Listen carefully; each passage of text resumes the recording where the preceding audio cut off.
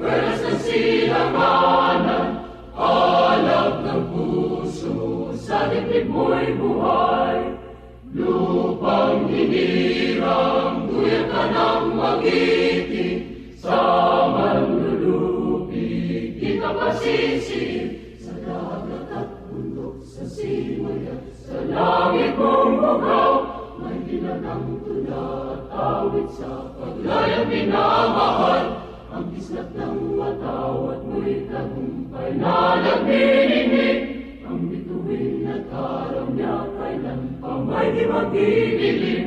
Lupa ng araw ng walhating pagsinta, buhay langit sabi mo. Ang ligaya na pag may mga api, ang mamatay ng dahil sa'yo. Magandang umaga. Ito na ang pasimula ng pagsasahimpapawid ng 702 DZAS, FEBC Radio TV, Agapay ng Sambayanan. Ang himpilang ito na hindi komersyal ay pag-aari at pinamamahalaan ng Far East Broadcasting Company Philippines. Ang DZAS ay may lisensya mula sa National Telecommunications Commission na may bilang na BXE-0795-2017. Nagsasahimpapawid ang 702 DZAS araw-araw sa lakas na 50 kilowatts sa 702 kilohertz sa AM band mula alas 4:35 ng umaga hanggang alas 12 ng hating gabi. Ang mga studio nito ay nasa One Corporate Center, 46th floor, Doña Julia Vargas Avenue, corner Meralco Avenue, Ortigas, Pasig City. At ang transmitter naman ay nasa Bukawe, Bulacan. Ang 702 DZAS ay nasa ilalim ng pangangalagang teknikal ng mga FEBC personnel na lisensyado ng National Telecommunications Commission at ng Professional Regulation Commission. Electronics and Communications Engineer Joaquin Aliga Jr., ECE number 0011597 at First Class Radio Operators. Elizalde Aramay, NTC number 17-1PNCR-268486.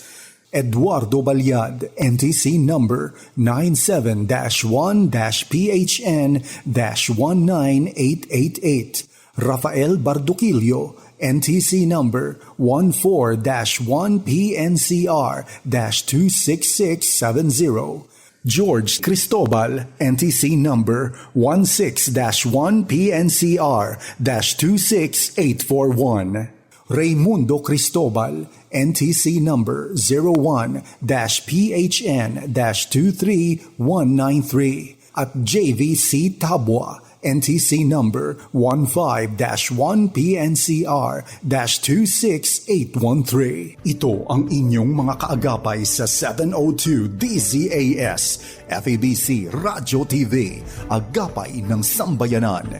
Magandang umaga po.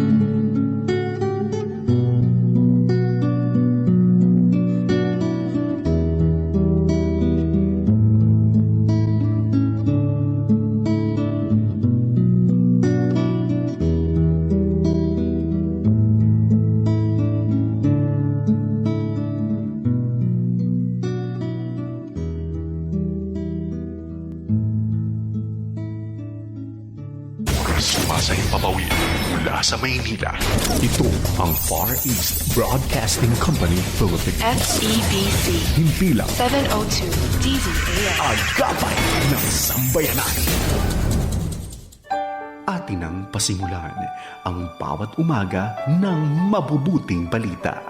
Halina't makinig sa bukal ng pagpapalang hatid ng mga piling talata at katuruan hango sa magandang balita Biblia na isinalaysay at isinadula upang magsilbing gabay sa iyong paglagong espiritual.